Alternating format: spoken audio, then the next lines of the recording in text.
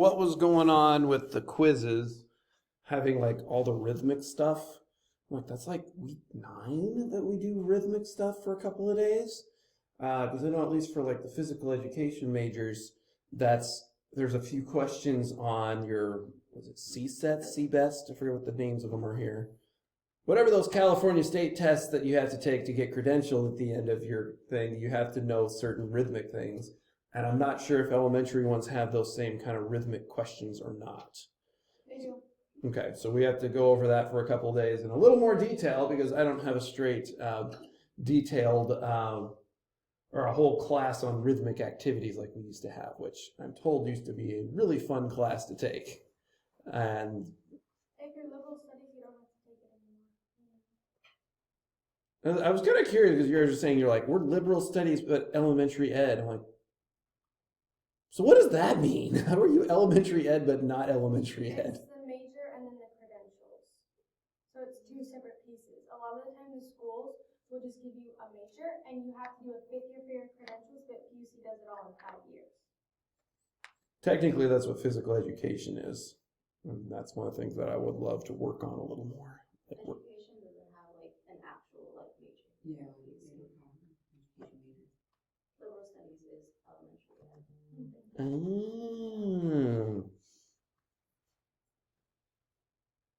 And liberal studies just means you do a little bit of everything, which is what elementary teachers are going to be doing anyways. Interesting. That is absolutely fascinating.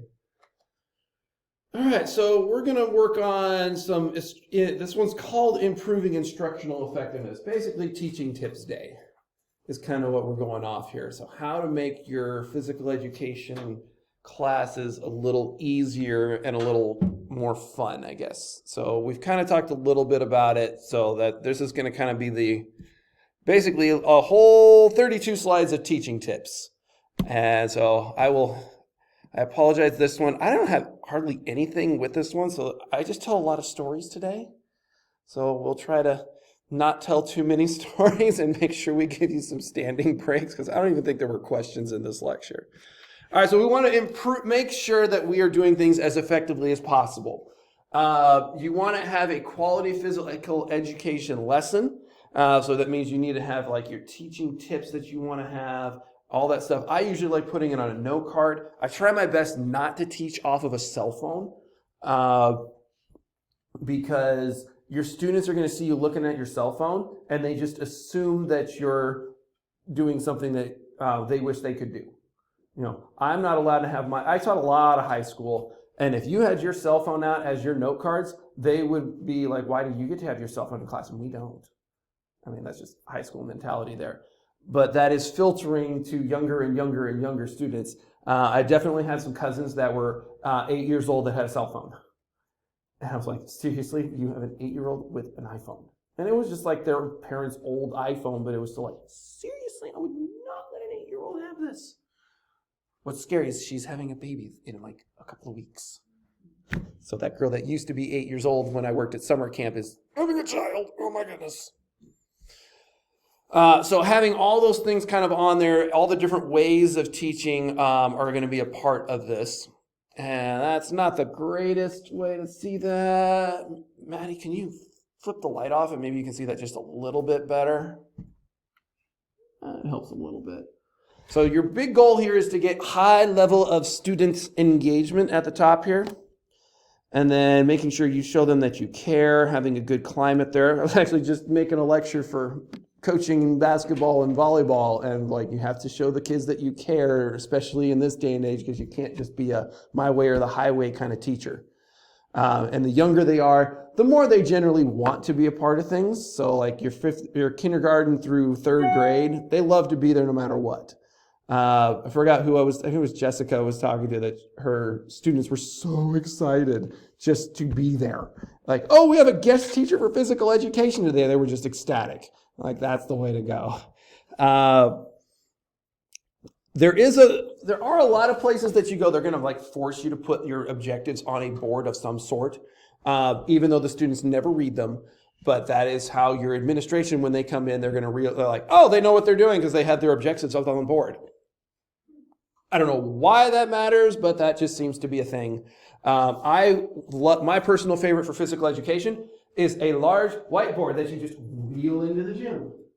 And you write out what they're doing that day. And that's where that you can also answer the question of what are we doing today, because every student seems to ask that question.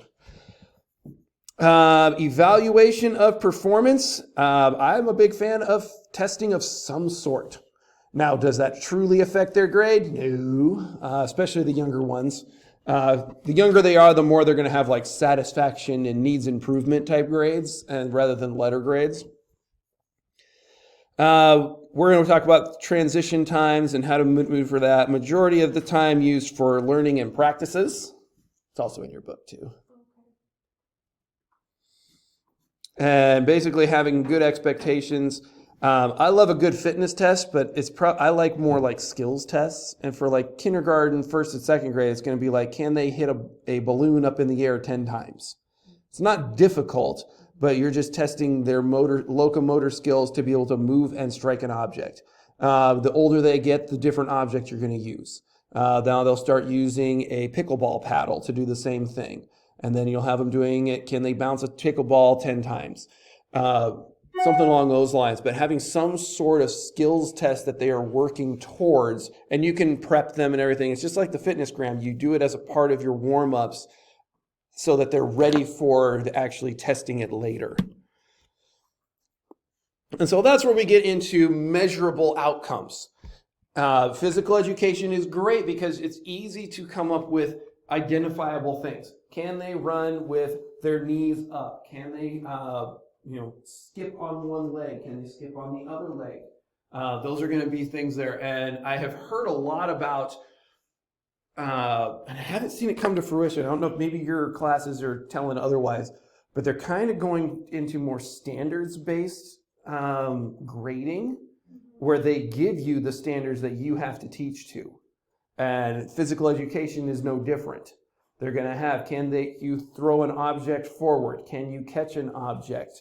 Are going to be part of your measurable outcomes that you need to have. So that's one of the newer things, is at least all these outcomes that they're talking about here is not as theoretical. Like, you don't have to come up with them nearly as often as you used to. You used to have to come up with them all yourself. Now it's already put on there. And a lot of the measurable outcomes in physical education for kids is going to be a lot more, can they work with a partner? Can they work with a teammate? Can they think team before self are going to be things that you're going to be measuring there. So that's going to be a lot of your effective domains there. Then these should all be fairly similar to you. You have psychomotor.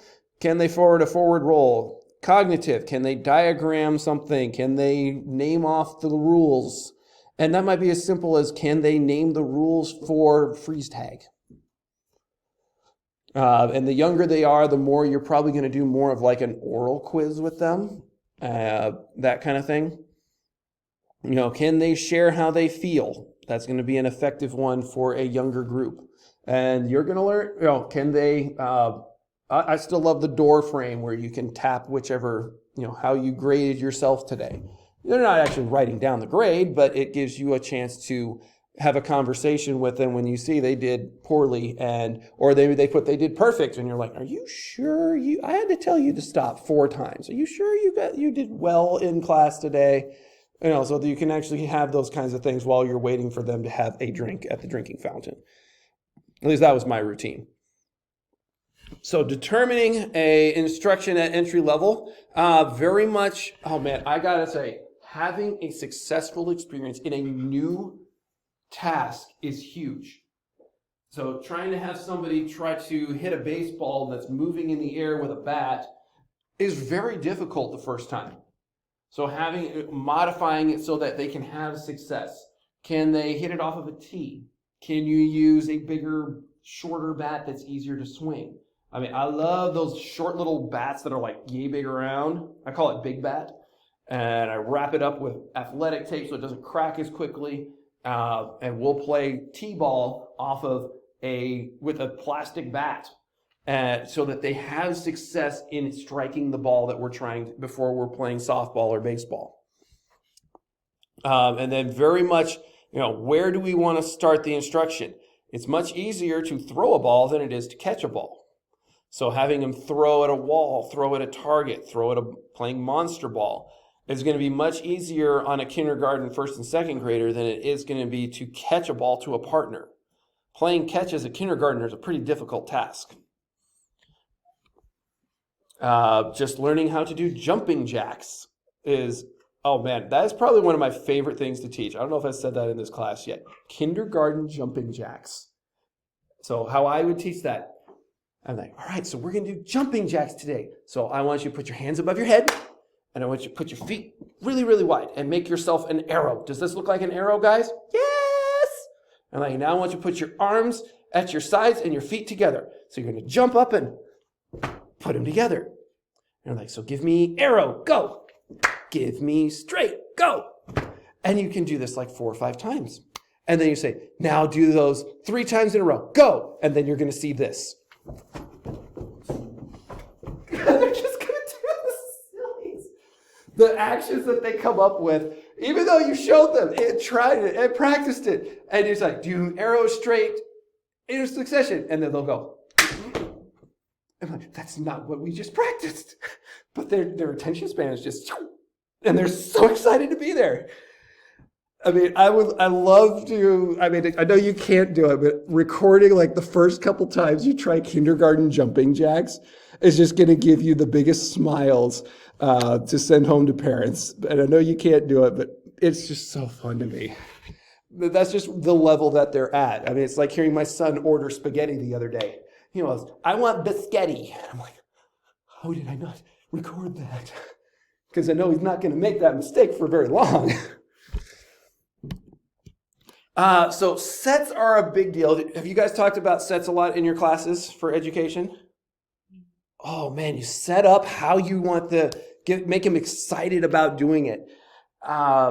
So the technique to focus students on what they're about to do. Usually they want you to like connect it to something that you, and then this is another one of those things in like education classes, at least mine were a big deal of make sure you connect it to something when you're starting a new task or a new thing, like a math class. So we've already worked on addition. So 2 + 2 is what? Well, what happens if I take away 1?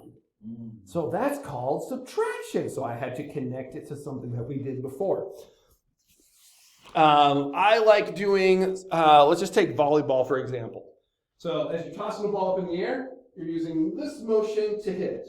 I always ask them, so what other sports do we use this motion in? And usually they turn around and they say, they like hitting with a racket. Is usually where they go with that. And then I try to, and this one's always working interesting. Is there other places outside of the gym that you would use this kind of motion? Baseball? Yeah. What else would you do this with? High fives. So trying to connect things like that. So they have on here, think of activities that require body strength and be ready to call upon you. So you're kind of setting them up to think about it for a second. So this week we're going to learn some new activities to help you become stronger. And then I'd ask, so-and-so, what do you think is a good body strength thing? That would be like push-ups, things like that. Really trying to have a way of getting their attention is really what I call the set, is how are you going to get their attention so that they're not talking to their neighbor, not talking to their partner, that kind of thing. So doing as good of skill instruction as you can. So having 1 or 2 things for them to key on. So that's why when I teach throwing, make a tee, pick an apple out of the tree, and throw. That's going to be the step 1. And then I'm going to let them try it 2 or 3 times. Okay, now we're going to add another one, and it's going to be a very short. Take a tee, apple out of tree, point at your target, and step. And let's try it, and throw. And so they'll do the whole thing. So rather than teaching them the entire throw right away, I teach a small portion and then I build on that next portion. And that might even be the next day that I add to it. So here's the keys for throwing today. Here's the new keys. Can you tell me what the first 2 steps were? That would be my part of my set. And then they'll raise their hand. Younger ones are great because they'll just shout it out. So you have to make sure you say, raise your hand and be ready to tell me what are the first 2 steps to throwing a ball.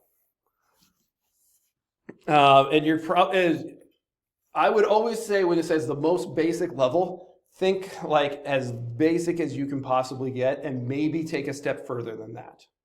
Because you just never know what kind of background your students are going to have. And the younger they are, the simpler it probably needs to be. I also don't go into tons and tons of details when it comes to elementary skills.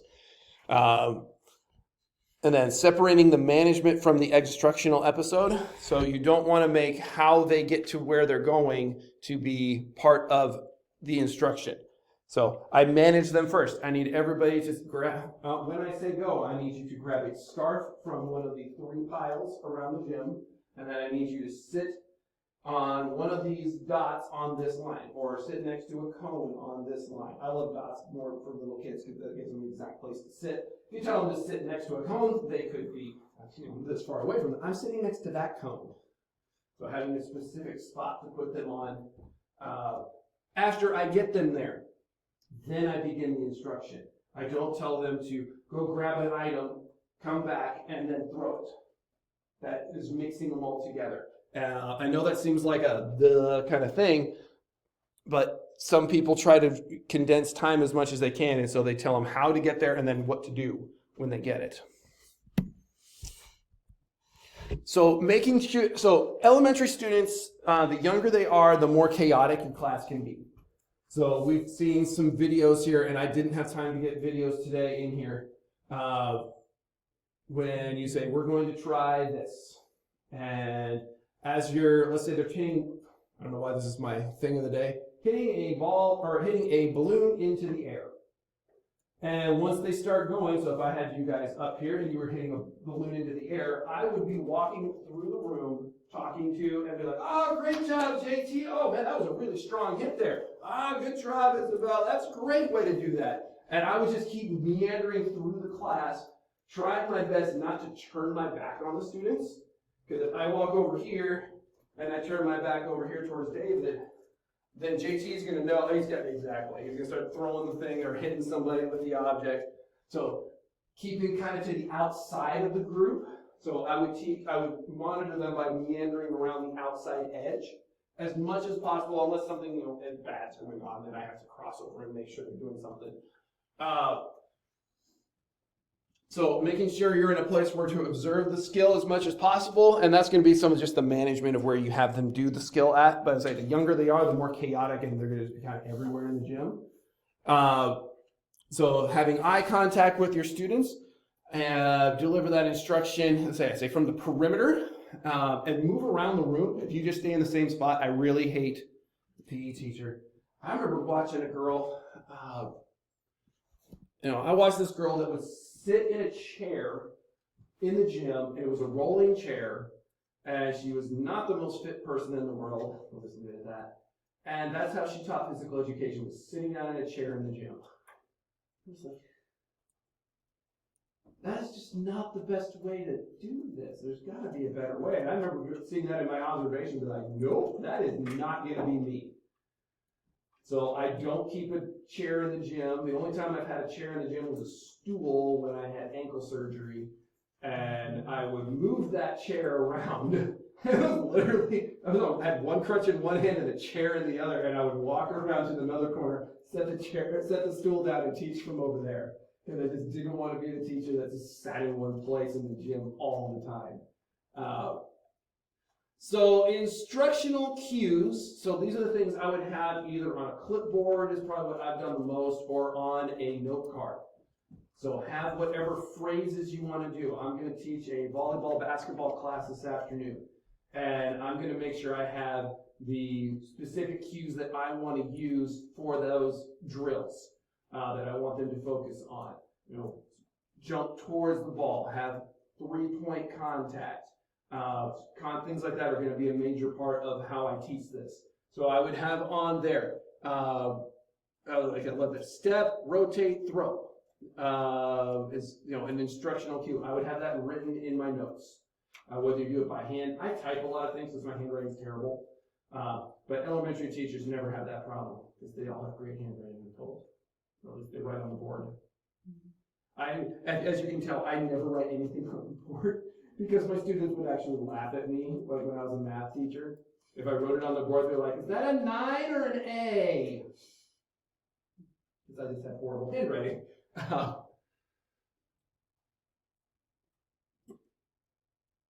Yeah, and those instructional cues before you release them to start hitting or to start throwing, stride, swing, follow through. So that's for hitting a ball. Stride, swing, follow through. And so you'd have them say that back to you as your montage of whatever you're doing.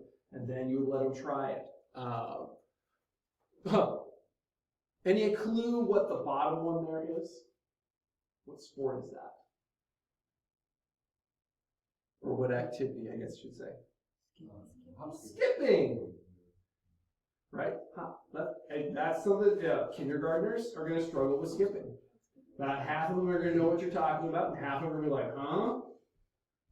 And you're going to see a lot of what I would call a gallop, where they keep like the same foot forward the whole time when they're skipping.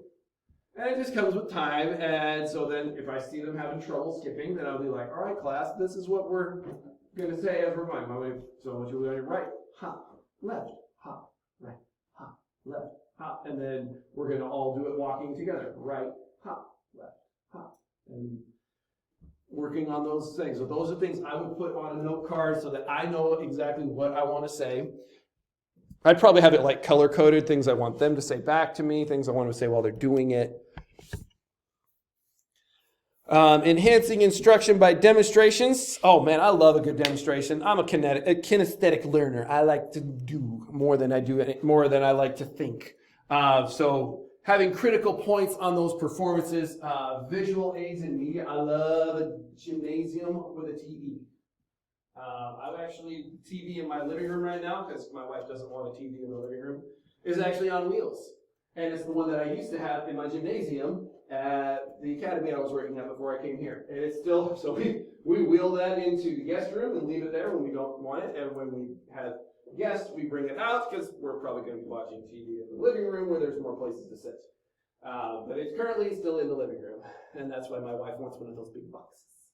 So we can get the thing off the wheels and she can still hide it away. Slowing things down is a big part of any kind of instruction, especially in sports skills of any kind.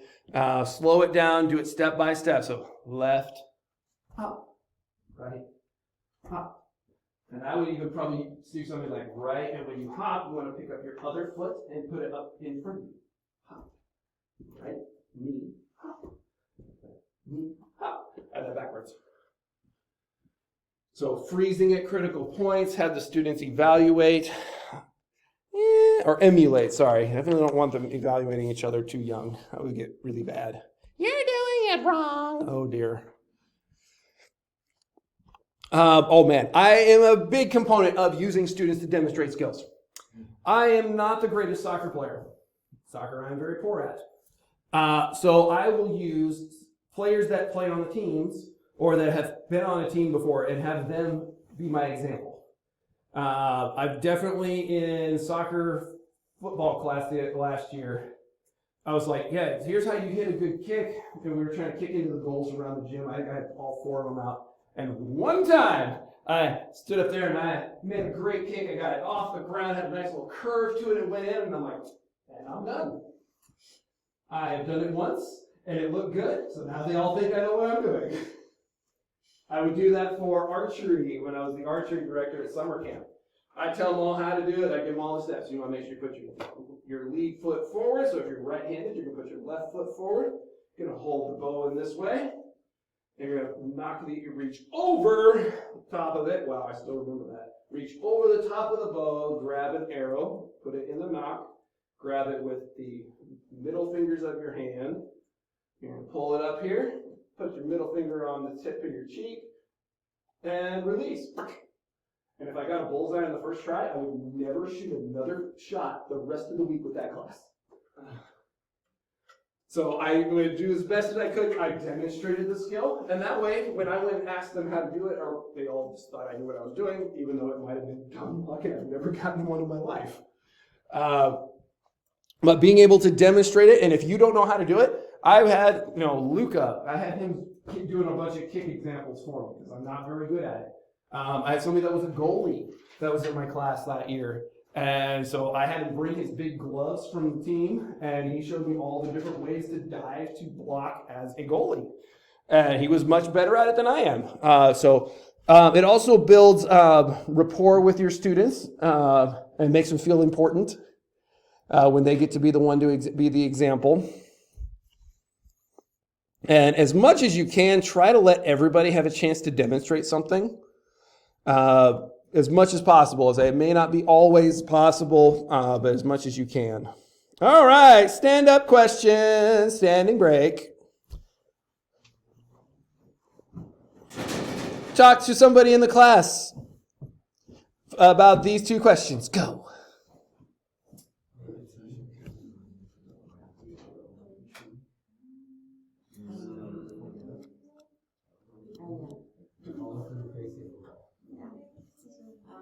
Yeah. That's what my kid did.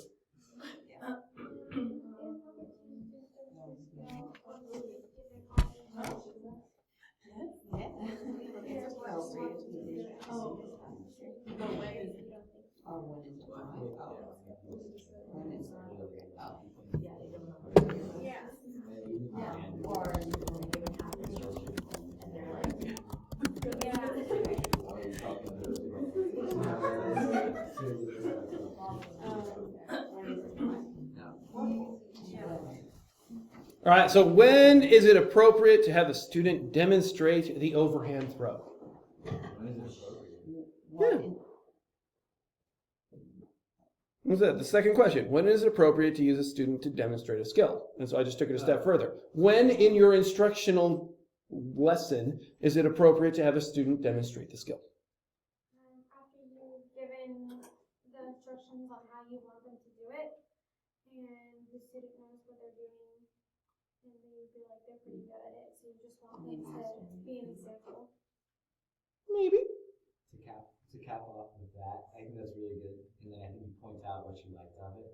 Did you see how he just did that? He put his arms out up, like so you're kind of reinforcing like what you're learning through the other student, like what he did well. You know?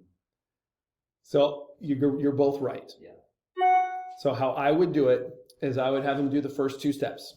And I would say, and they're throwing with any object. I like using a scarf. So they're throwing the juggling scarf. And I let them try it a few times. 1, 2, 3, throw. 1, 2, 3, throw. And then I see one that I think did a really good job with it. And I'll have that person say, hey, come over here. All right, guys, I want you guys to see this person's doing a really good job with this one. And so that's going to make that kid all feel like, because when they walk out there, they're going to be like, ha-ha, I'm the king. They're going to walk out like that. Or queen. And then have them do the exam, have them, here's the things, and I like how you said it, here's the things I like about this person's doing this. It's a great way to get more involvement, and that's how you can also then do your best to get everybody as that example at some point. So when you have that student that really struggles in physical education, I had my 200-pound 7th grader that was 6'2". And it was really hard to find skills that he was good at. But if I found one that he did really well, I would pull him in front of everybody and be like, look at this, they did a great job, everybody watch. And he beamed about that for 2 weeks. And then he'll come into class, hey coach, remember the last time I was your example?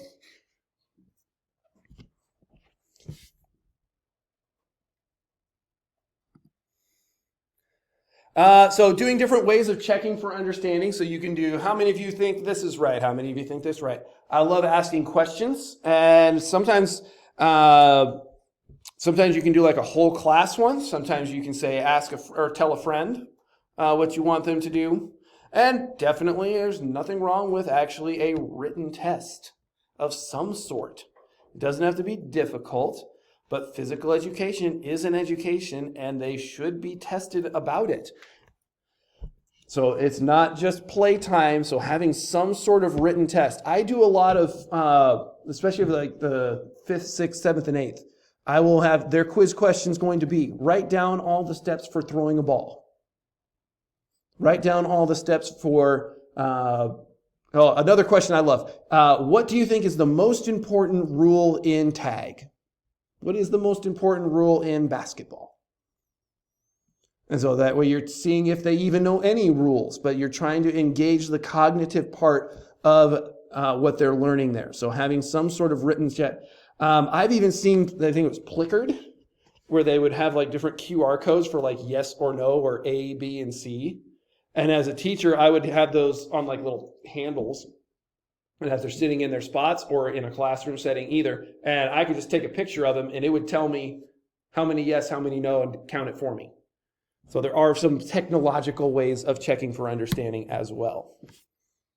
When you finish at the end of your lesson, so your closing activity hopefully is going to be something that's going to help them maintain retention. Sometimes your closing activity would be discussion. What did we learn about this sport today? Or what did we learn about throwing a ball today? And we just sit in a circle, and the younger they are, the more they're going to have answers. The older they get, the less that works. Sometimes just a recall is a good thing, but preferably a discussion of what they think is the best way to do this is probably going to be a good thing to do. This also gives them time to review it, and especially if you're going to have it as a quiz question for them or a test question. I will sit down after teaching basketball shooting and be like, what are the 3 steps for shooting a basketball? And set, fire, hold. Those are the 3 steps that I teach. And I'll tell them, you need to know details about each one of those things for your test at the end of this unit. So tell a person next to you 2 things about each parts of the shot. So I need 2 things on set, 2 things on fire, 2 things on hold, and go.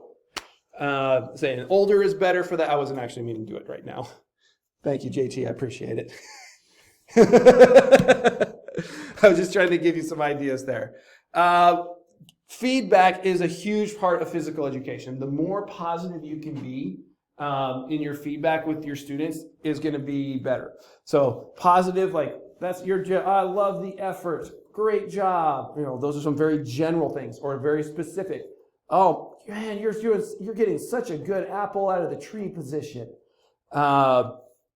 Then corrective feedback is going to be, wow, you're getting so much power on that. I think if you tried this, that you would get even more power on it. So I still tried to keep it positive. Right? Like, you're doing it wrong. You need to do it like this. They're not going to want to do it. And especially how kids are these days, positive reinforcement seems to go a lot farther than negative feedback.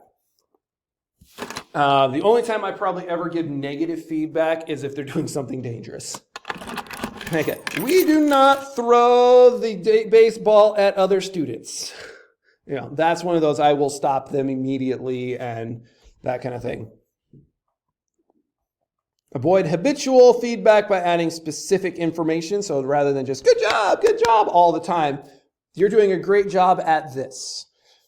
Distributing feedback as best you can evenly to all students. So as I'm wandering around the classroom, monitoring them as they're working on whatever activity we're doing, I'm giving as much positive and specific feedback as I can.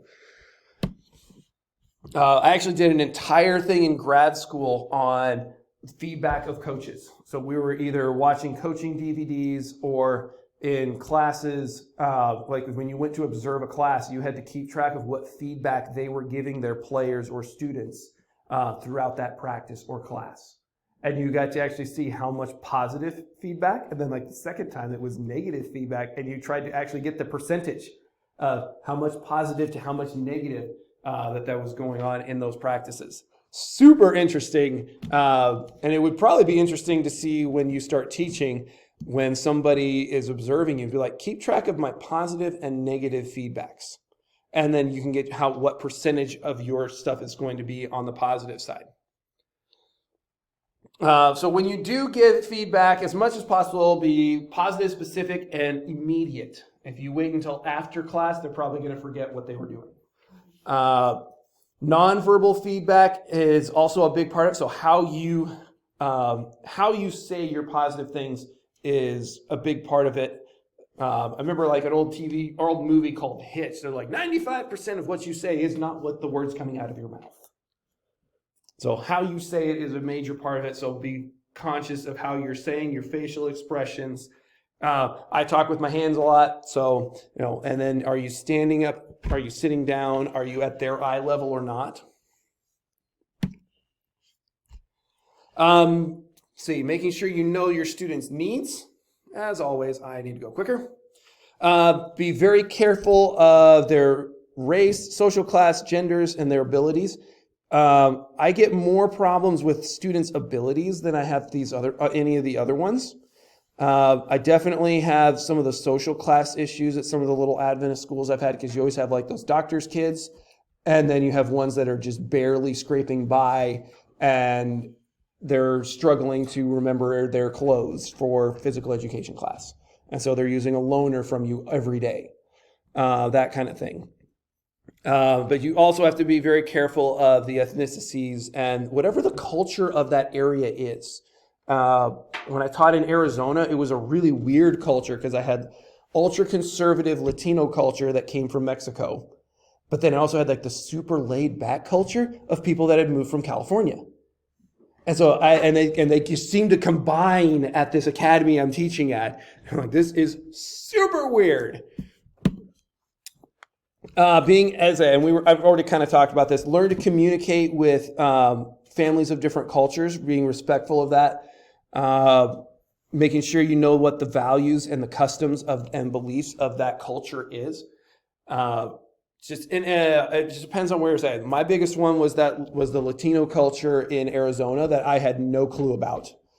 And so I had to be informed by some parents. I had to ask parents, like on your parent night, at the beginning of the school year or back to school night, I would ask parents, what are some traditions that I need to know about for this school? And they'll tell you things like, I didn't realize when my first job as an athletic director, that for them, the calendar online was like the Bible. If there was anything wrong with that calendar, they blamed me. I had no control over the calendar. I couldn't change a thing. I had to ask the webmaster, who could then change it. So if I had to change a game time or a location, I had to go through like 3 different steps, but I was the one that got blamed if it was wrong. So learning that kind of little cultural things, like what are things that have to happen every year in physical education for it to be the best year possible in the school. Those are things I would ask on that back to school night with parents. Very much, little kids are great because they're all kind of the same. They haven't got the testosterone yet, so you're not going to have as much on the gendered problems because they're all going to be fairly similar. But you will get some like girl push-ups. Well, it's not a girl push-up anymore. It's a modified push-up. And I would teach them all the modified push-up first before I'd teach them the full push-up, but I wouldn't call it boys and girls push-up. Reinforcing whatever performance they actually get. Be really hard to say. The stereotypical comments, those are probably the ones that I probably goof and say more than I should. So, and just something as simple as I used to teach throwing. I would introduce it. I'm going to teach you how to not throw like a girl. I would always get somebody to go, but I am a girl. So I had to change how I started that lesson to, I'm going to teach you how to throw as hard as possible, as accurate as possible, as quick as possible. And that's how I teach, that's how I introduce that. That's my set for that throwing unit, for whatever sport we're playing, football, baseball, whatever. Include activities that cut out any kind of stereotypes, especially gender stereotypes there. Provide more practice for all students. Expecting boys and girls to perform equally. So like when you're running, the times that they used to have like the presidential fitness, and they had separate times for guys and girls. I would just split the difference and be like, here is the goal for everybody, rather than trying to say boys and girls have different ones. Arrange activities so more aggressive and skilled students do not dominate. I'm a little worried about that in my class this afternoon, where I'm going to have varsity basketball players as I'm teaching basketball in class. It's going to be interesting because I have people that play and people that don't. So I'm going to do my best to split those athletes up into different teams. But doing the same concept for your classes, you know which kid's the fastest one in school. And so I would purposely put them with a person that they can help rather than trying to make teams perfectively. I also don't play a lot of games, but have them be partners with somebody who doesn't throw very well so that they can help each other. If you can, give them choices. Kids love choices, like, oh, I get to choose to do this or I get to choose to do that. And offering like open-ended tasks. I love the game Dare Base because it never ends. There's really no way to win the game, but the kids run all the time for 40 minutes. A game of tag, something like that that's more open-ended without a direct, like, here's how the game ends kind of thing. I very much am a big thing. You want positive attitudes towards physical education. Part of the reason I want to make sure it's called physical education is that it's so that it gets a more positive thing. People are like, ugh, gym class. I'm like, gym is a location, it's not a class. Physical education is the class that's located in the gym. Another thing I would always tell the parents on day one of like back to school night is I'm like, we are having physical education. And I'd give them my opinion on that.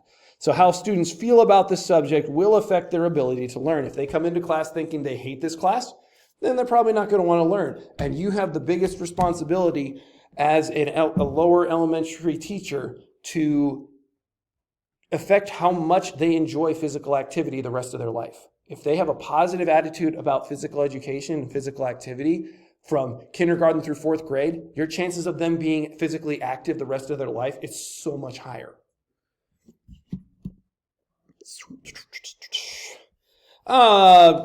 As much as you can, modifying conditions, modifying the games for them, offer different challenges to them. I'll have like level 1, level 2, level 3, level 4. Level 1, can you tap the ball 3 times with a stick? Can you tap it 5 times? Can you flip the thing? Level 3, can you flip it and tap it 5 times?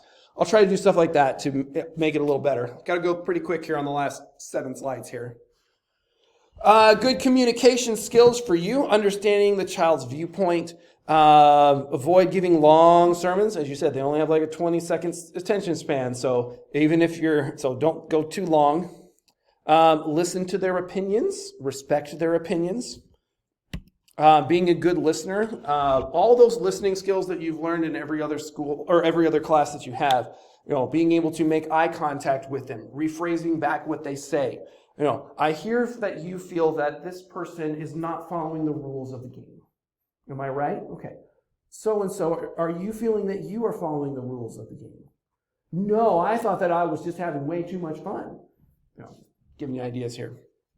So, and paraphrasing what they say back, and all those things. I just kind of showed you that.